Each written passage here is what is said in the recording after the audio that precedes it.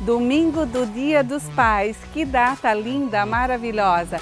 Eu espero de coração que você tenha conseguido aí reunir todos os seus filhos e comemorado esse dia tão especial. E nós, do programa Eu e Você, preparamos um presente muito especial também para essa data. Uma entrevista com o Marcos Piangers. Ele fala sobre paternidade, sobre o convívio com as filhas, fala também sobre os livros e ele concede essa entrevista para Cris Graff no quadro Pais e Filhos. Vamos falar também sobre relacionamento abusivo. Pode ser ele entre a sua família, na sua rede de amigos, enfim, vamos saber como identificar. Quem fala com a gente hoje é a psicóloga Raquel Pinheiro. Esse é o programa Eu e Você. Fica ligado, é especial do Dia dos Pais. E começando o programa, claro, com um presente especial para vocês, papais. A entrevista com Marcos Piangers.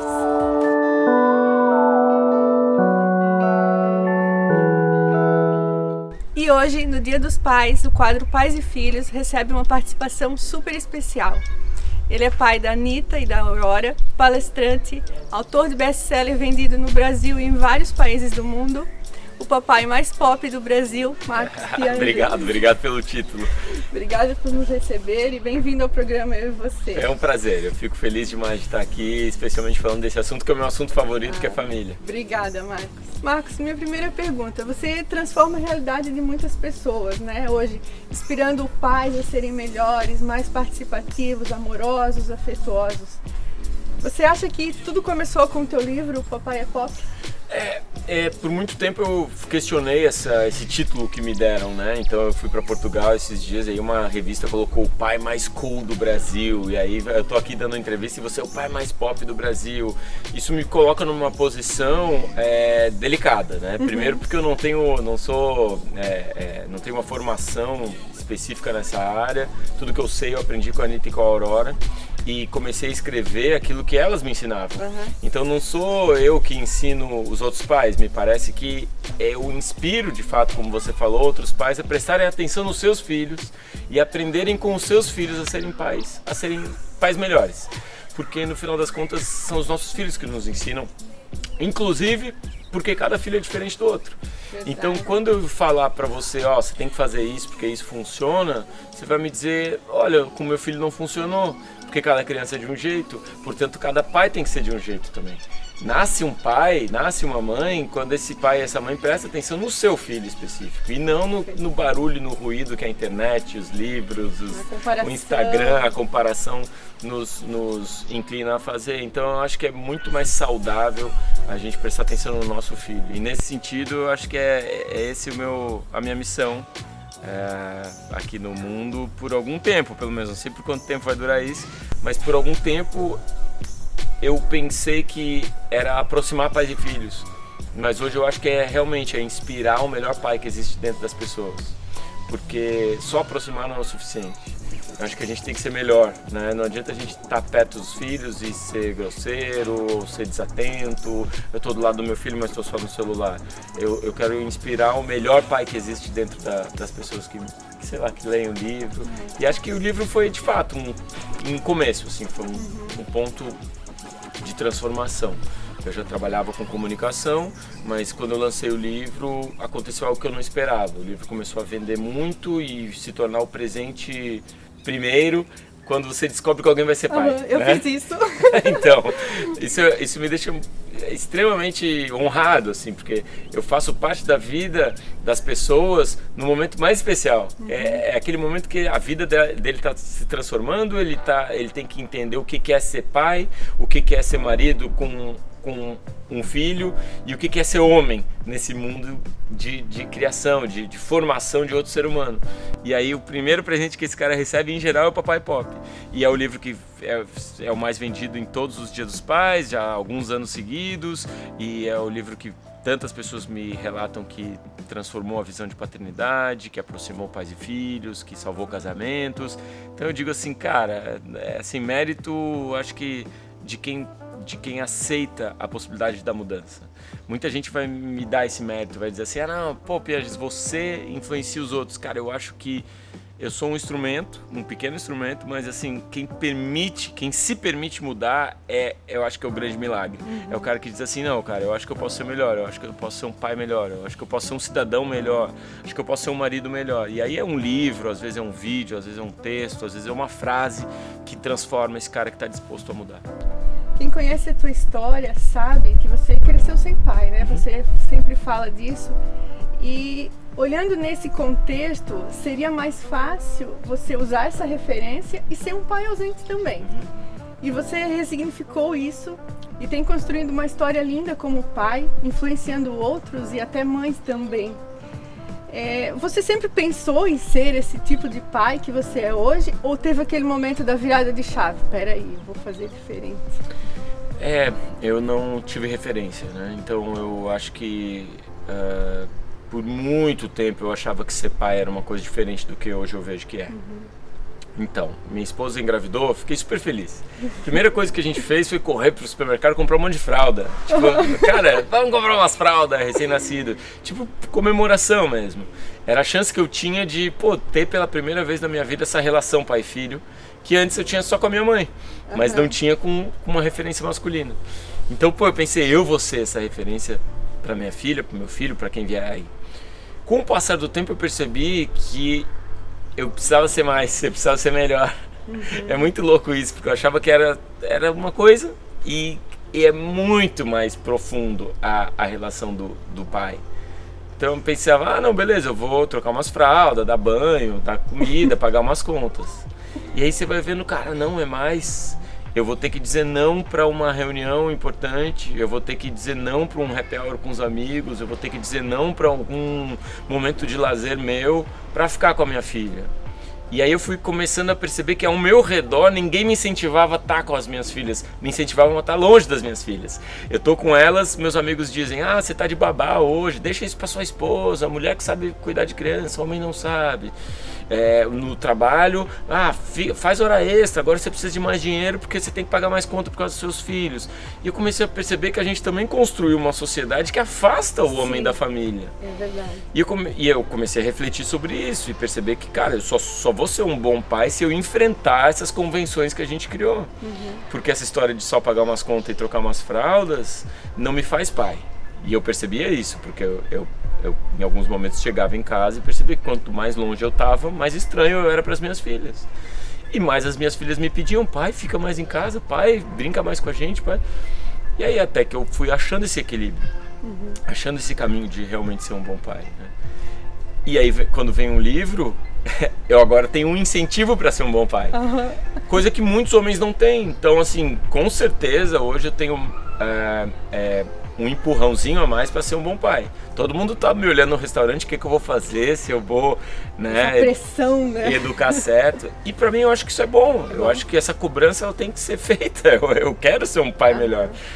O duro é que eu acho que para muitos pais, assim, não existe essa cobrança. Para muitos homens no Brasil hoje, não existe esse incentivo, esse empurrãozinho. A licença paternidade é só de 5 dias. Isso né? é um fim do mundo. A gente não tem empurrõezinhos sociais que nos dizem, cara, você também pode estar lá, você também pode estar perto. E aí a gente está em Blumenau gravando essa entrevista. Direto aqui eu encontro pais que dizem assim, não, cara, eu quero ser um pai presente, eu quero ser um pai participativo, eu que cuido da minha filha. Quando eu estava trabalhando na Fátima Bernardes, inclusive eu entrevistei um pai daqui que ele tirou licença maternidade, assim, ele ficou com a criança 2 meses, 3 meses, cuidando para a mulher poder trabalhar. E aí ele fazia alguns relatos no Facebook dizendo, cara, agora eu vejo como é difícil, sabe? Porque é aí que a gente vira pai. A gente vira pai quando a gente vê que é difícil, a gente vê que é complicado. Inclusive a gente escuta pais assim, eu vou trabalhar para descansar. Às vezes, né? Exato. Exatamente. Como é que você... A gente conhece o Marcos, assim, né? Olhando nas redes sociais, enfim, nos teus vídeos, no teu livro. Mas como você definiria o Marcos pai, o Piângeles pai? Eu tô buscando acertar, eu tô buscando me envolver mais em todas as áreas, né? A palavra que me definiu profissionalmente e também como pai, acho que é curiosidade.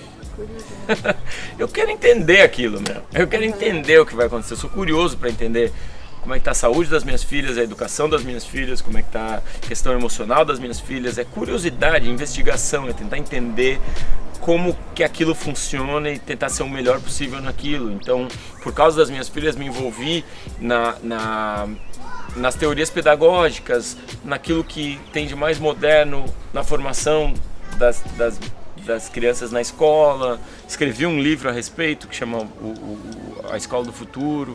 Então eu me interesso por psicologia também por causa delas. Eu quero entender como que eu posso ajudá-las a ser mais bem resolvidas emocionalmente. Então acho que essa curiosidade é o que me aproxima assim das áreas que eu me interesso assim, e que eu tenho a maior felicidade, a maior honra. Eu acho que é uma super dádiva ter filhos e ter a chance de experimentar esse processo que é difícil, é verdade, é muito difícil, mas também é muito construtivo. Eu vejo ainda que muitos homens têm a referência de sucesso como só a realização financeira ou a profissional. E aí trabalham uma vida inteira para ganhar dinheiro. Sim. E aí quando vê a vida passou, dos filhos também.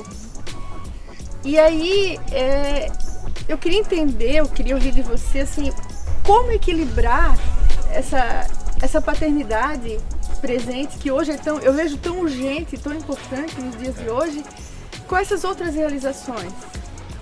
Bom, eu acho que o processo de comparação ele vai afastar você do sucesso. Basicamente é isso. Sempre que você se comparar com um outro profissional, você vai ser menos bem sucedido que esse profissional. Sempre. Porque ele tem outros problemas que você não está comparando. Você está comparando numa área só.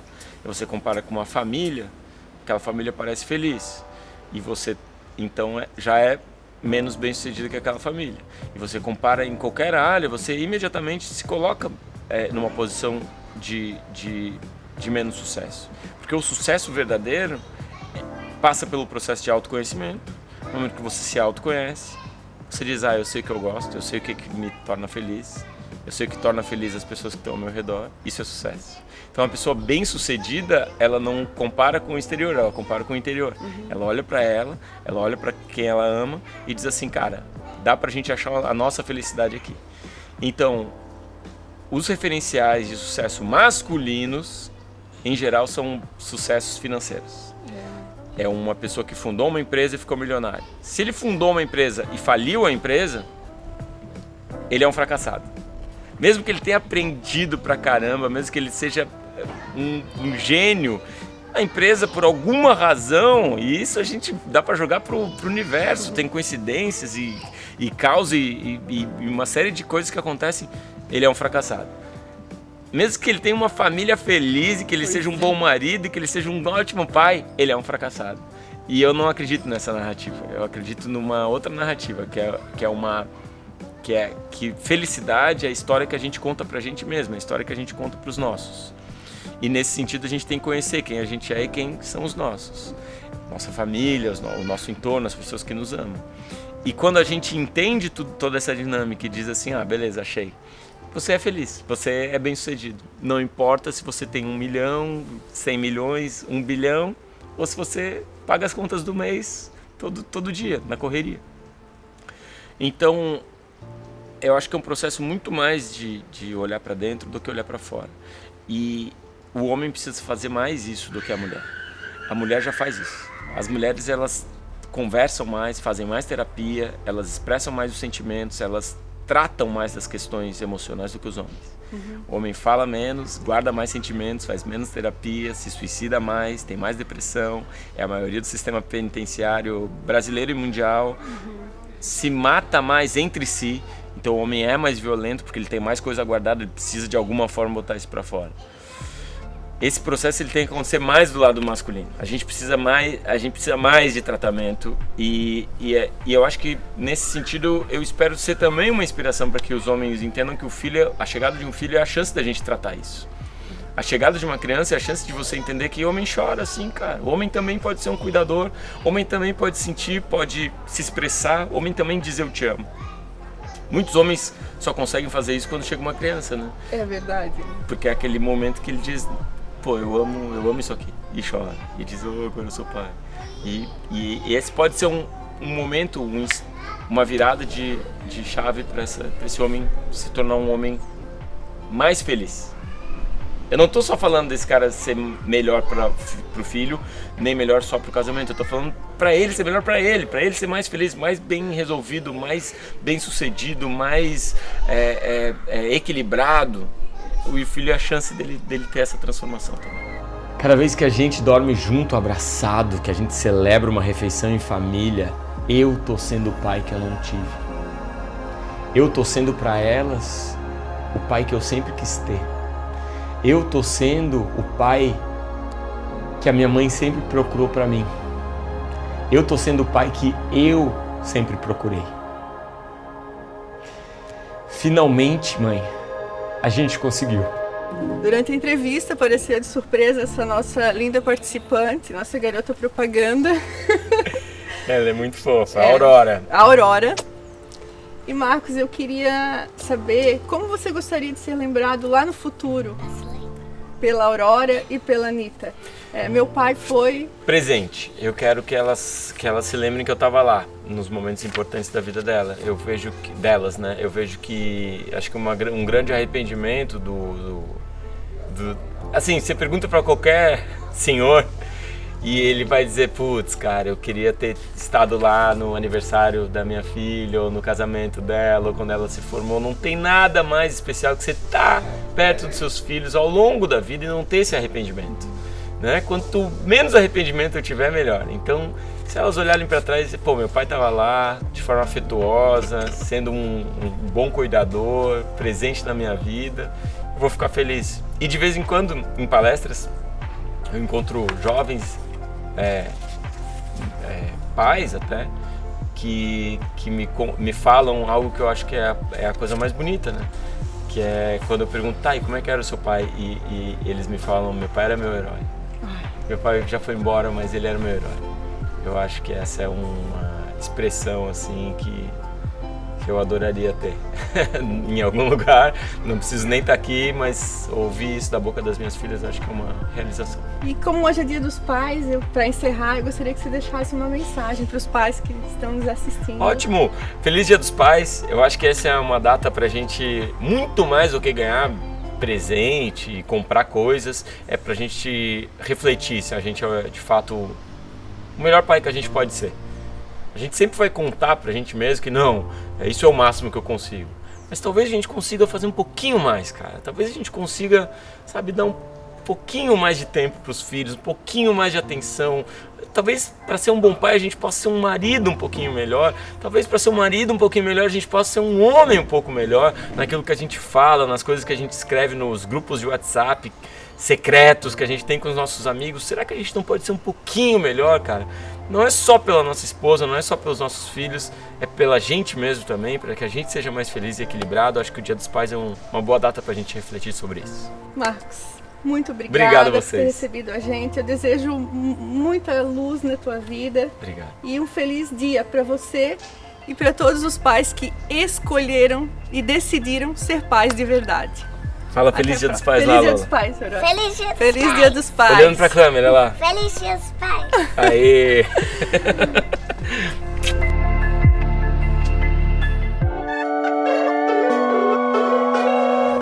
Seis sinais para que você de casa possa identificar um relacionamento abusivo. Preste atenção nessa entrevista com a psicóloga Raquel Pinheiro.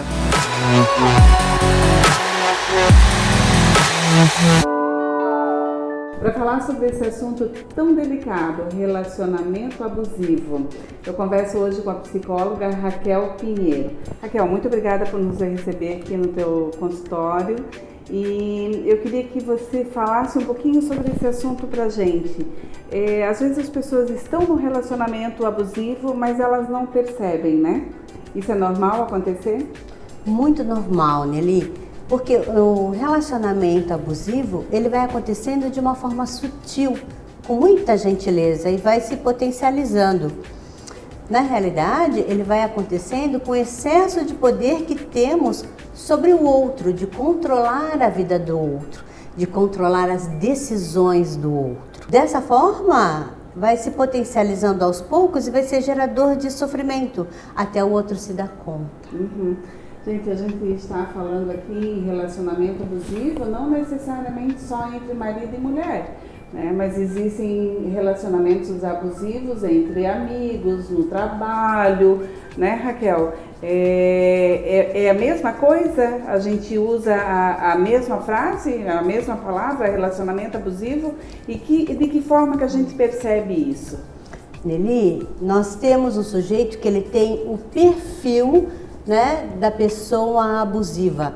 Então, ele vai ser abusivo em casa, no relacionamento com a esposa, em casa, no relacionamento com os filhos, entre irmãos. É muito natural que isso aconteça. Então, eu quero que você faça aquilo que eu estou te falando, eu quero ser único naquele relacionamento. Então, passa a ser um relacionamento que eu vou coisificar o outro. Então, todos fazendo exatamente aquilo que eu quero, que eu desejo, pela minha necessidade de um suposto poder sobre o outro. Muitas vezes nesses relacionamentos, o que vai ficar muito evidente é a falta de educação, ao lidar, né, dentro do seu ambiente de trabalho. Tem sempre aquela conotação de a posição do líder ou do chefe, né, que isso é muito bem colocado. E nos relacionamentos entre amigos, não, eu quero que você assista aquele filme comigo, eu quero que você vá naquele local. Então, a pessoa impõe isso? Impõe pelo próprio perfil narcisista que ele tem, né? Sempre eu, depois eu. Então, eu sou uma pessoa muito controladora, eu quero controlar aquilo. E quero que você me trate daquela forma mais submissa, permissiva, né? Entendi. Não é que as pessoas queiram ser permissivas a isso, mas muitas vezes elas não sabem como lidar com o perfil daquele que é uma pessoa abusiva. Acaba aceitando. Na realidade, eu não vou nem te colocar como questão de aceitação, porque aquele que se sente abusado pelo outro, ele tem a necessidade de sair desse relacionamento, ele almeja que esse relacionamento mude nele, mas ele não tem forças o suficiente. Muitas vezes, em questões de matrimônio, não existe a questão da separação em relação ao perfil daquela pessoa, por questões financeiras, econômicas, emocionais, burocráticas. Tudo isso faz com que a pessoa se sinta obrigada a ficar naquele relacionamento, não que ela não sinta vontade de sair dele. Porque vamos e convenhamos, como é difícil lidar com um perfil desse. A outra pessoa, além de se sentir reprimida, ela se sente triste. Como é bom estar do lado de alguém que leva os relacionamentos com leveza, seja em casa, seja no ambiente de trabalho. E assim sucessivamente, é muito difícil lidar com uma personalidade dessa. Ô Raquel, como que a gente consegue identificar o perfil de uma pessoa abusiva? É uma pessoa extremamente ciumenta, é uma pessoa extremamente controladora, toma decisões pelo outro, ele quer o outro para si.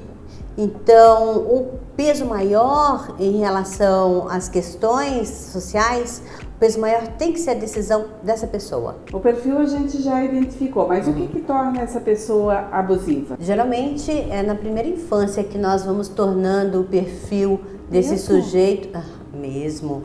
Quando eu tenho o reizinho da casa e eu faço tudo pelaquela criança e eu não coloco nunca ele na frustração, eu nunca digo não. Então o mundo está sempre a trabalho dele. Então a criança não consegue trabalhar o não e ela passa a ser uma criança manipuladora. E essa criança que é manipuladora cresce. e ela vai se relacionar com o outro dessa forma. Ela vai ter um perfil de uma pessoa que abusa do outro. Quando a gente fala no sentido de abusar do outro, isso nos remete à questão somente de abuso sexual, né? E não é só isso. A pessoa, ela se torna extremamente agressiva, tanto verbalmente quanto fisicamente. Então, ela sempre está ali no perfil em relação à agressão. É difícil, né, a gente poder entender que nós estamos criando um tirano, né? O perfil da pessoa abusiva a gente já conheceu. E agora o perfil da pessoa permissa, a pessoa que se permite esse abuso no relacionamento. Qual seria? Sabe, Nelly, a sociedade nos cobra muito em relação a isso, né? Então, a pessoa que ela é permissiva a isso não significa que ela esteja gostando disso. Significa que naquele momento ela não tem como sair daquele relacionamento. Assim é no ambiente de trabalho, porque você está nele e você necessita, né, financeiramente daquele trabalho. Algo te prende ali. Assim nos outros relacionamentos também. A pessoa, muitas vezes, ela é cobrada, poxa, por que você não toma uma decisão em relação a isso? Mas ela não sabe como. Ela necessita de apoio familiar, apoio de amigos, né? Das pessoas poderem ter uma escuta e um acolhimento bom em relação a isso. Não é fácil. A pessoa, então, ela percebe aquilo, mas só que ela não tem forças para tomar uma atitude. Isso mesmo, ela não sabe como sair desse relacionamento. Qual é a dica que você daria como psicóloga, como sair desse relacionamento e como superar isso? Nelly, as pessoas ficam nesse relacionamento por uma baixa autoestima, por não acreditar em si, por achar que você depende do outro, se não do lado financeiro, se não do lado emocional. Então, a dica é: acredite em você. O mundo é um mundo de possibilidades. Você não necessita ficar sempre do lado do outro num relacionamento disfuncional, onde ele gera sofrimento. Se você já manteve diálogo, se você já conversou, já explicou que ele é gerador de sofrimento para você, ou ela é geradora de sofrimento, vocês não conseguem chegar num consenso e o outro, o abusador, né, nesse sentido, ele vai te manipular para que você acredite que fora desse relacionamento você não vai conseguir se sustentar, ninguém vai querer ficar do seu lado, né? Então, que as pessoas vão querer te coisificar nos relacionamentos, te utilizar como objeto. E por algum fator, a pessoa que está sendo permissiva ou abusada em relação a isso, acredita nessa comunicação como se fosse um estatuto de verdade. E não é. Raquel, eu vou te fazer uma pergunta agora, para as pessoas de casa, de repente, prestarem atenção, porque eu vou te pedir 6 sinais para que as pessoas consigam identificar quando elas estão sendo abusadas num relacionamento. Seja ele em casa, seja ele no trabalho, enfim. 6 sinais. Nelly, quando o outro te desrespeita, quando você não pode mais escolher porque o outro escolhe por você, quando existe agressão física, quando existe agressão moral, quando o outro te reprime psicologicamente e quando você perde a questão de escolha no sentido de se vestir, no que você vai comer, porque é o outro que vai decidir a roupa que você vai colocar, aquilo que você vai comer, aonde você vai. Esses são os sinais que vão ficando mais evidentes com o tempo. Claro que no início tudo isso é sutil, mas depois de um tempo isso passa a ser assim de uma forma muito escancarada. Ô Raquel, um exemplo assim, né? Antes de vir para cá para essa entrevista, eu assisti várias outras e numa delas a pessoa faz essa pergunta e eu achei muito interessante. Se a pessoa te convida para um restaurante, onde ela escolhe o teu prato, ela escolhe a tua bebida e ela paga a conta, como lidar com isso? Isso é um relacionamento abusivo? A pessoa está sendo abusiva? Ela está realmente te convidando ou ela está te manipulando? Tudo isso faz parte do mesmo caldeirão. Ainda falo para você que ainda ela está sabotando o outro, ela está manipulando o outro, porque ela escolheu um restaurante. Ela escolheu o que comer. Mas ela tá pagando a conta. E daí? E daí, Nelly, que ela tá pagando a conta? Aham. Não é porque eu estou pagando a conta para você que eu vou tirar de você a oportunidade de você escolher aquilo que você vai comer. No relacionamento, vamos e convenhamos. Vai ser pago água, luz, telefone, alimentação. Então eu vou tirar o direito do outro viver em paz em casa, de não ter mais o direito de escolha, porque eu estou pagando? Então quem paga é quem manda? Quem paga não é gentil? Quem paga não dá o direito ao outro de escolher, de se sentir bem? Porque a partir do momento que eu fiz isso, eu tirei de você o direito de você estar bem do meu lado. Concorda comigo? Concordo. Eu gosto sempre de finalizar minhas matérias pedindo para o entrevistado deixar uma dica para quem está nos assistindo. Raquel, então deixa uma dica aí para as pessoas de casa, para que elas prestem um pouquinho mais atenção nelas mesmas. Todas as vezes que eu tiro a oportunidade do outro de uma forma arrogante, eu me sabotei. Eu me sabotei porque eu deixei a outra pessoa triste, infeliz, por estar do meu lado. Quando as outras pessoas estão se afastando de mim, é uma comunicação. Acredito que hoje, nessa entrevista, você se deu a oportunidade de conhecer alguns sinais e sintomas das pessoas que são abusivas. Se você tem algum desses sinais, preste atenção se vale a pena tê-los. Talvez essa entrevista tenha te dado a oportunidade de você buscar ajuda. Vale a dica. Eu espero que vocês tenham gostado do nosso programa, que foi feito com muito carinho para vocês, papais, principalmente aí a matéria do Marcos Piangers, e desejando um forte abraço, um abraço bem apertado para todos vocês. Com muito carinho de toda a equipe aqui do programa Eu e Você, eu encerro dizendo que nesse dia tão especial, curtam, aproveitem, conversem, participem da vida de seus filhos. Importante para eles e mais ainda para vocês. O tempo passa rápido demais, eles logo crescem, vão fazer faculdade, estudar fora, casam, e se você puder participar de tudo isso ao lado deles, é porque você realmente é um pai muito, mas muito especial.